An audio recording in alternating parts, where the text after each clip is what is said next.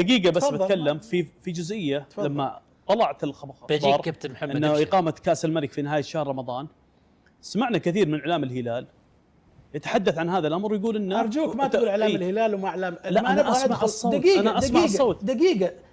شوف، الموعد انا قلت سيء، ولكنه هو الاقل سوءا حاليا.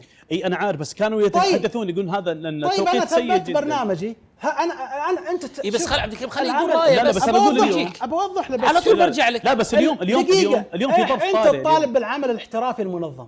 نعم. العمل المحترفي انك تلتزم بالقواعد، تلتزم بكل شيء. بس اليوم أنا انت في ظرف رافض طارئ. تاجل مباراة يوم واحد بسبب امطار. اي بس اليوم في واليوم ظرف تقول طارئ. لا. اليوم تقول لا. الدوري القطري تقول لي والاماراتي أنا- وقف. اليوم المنطقة وأنت تعيش في في ظرف سبب. طارئ. انا وش علي منهم؟ الوضع ما انا هو وش دخلني طبيعي. فيهم؟ اذا وقف الدوري الايراني بعد اغير دوري. اي بس ترى الوضع عندك ما هو ترى طبيعي. عندك في المنطقة. اي بس ترى عندك ليش الاهلي إحنا عندك وين الاهلي عايشين؟ والاتحاد عايشين مشاركين في- عايش في عالم دوريك، ثاني. انت لك دوريك طيب شغال. ما في اجل مشكلة. نوقف الدوري السعودي. بتناقش. لا بس خلاص حنوقف الدوري بس ودي السعودي لان دقيقة. الدوري القطري واقف. ما عندي مشكلة، بس اليوم والله العظيم بس اليوم المنطقة تمر أي. بظرف. طيب اليوم تمر بظرف صح؟ ممتاز. عندك اليوم الاهلي وعندك الاتحاد، الاهلي ينافسك على دوري ابطال اسيا النخبة، والاتحاد نفس الطريقة. طيب. والاتحاد برضو يشارك في كأس الملك. أوكي. نفس الطريقة. انا اتكلم اقول ما دام هناك اليوم اريحية زي ما تحدث الدكتور، اليوم اتمنى تقديم المباراة افضل من انها تبقى هذه في وقتها. هذا صار جدول من الدوري مدارس.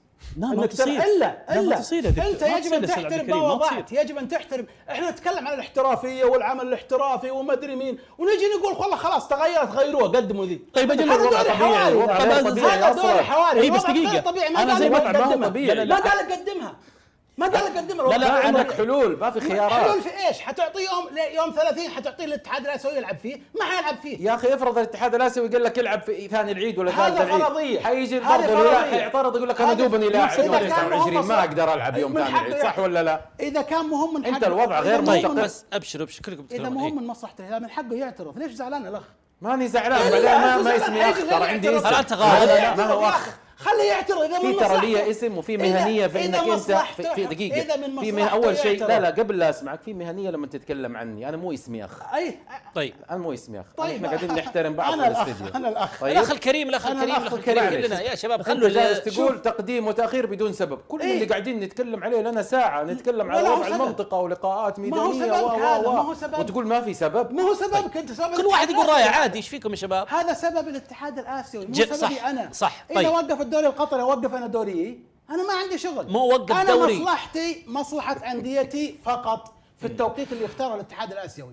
لكني انا والله خلاص قدم الدوري، اقدم كاس اسيا واقدم مدري مين بدون سبب. طيب مو عبد صحيح. الكريم، طيب انا بقول طيب. شيء. طيب. في انديه لما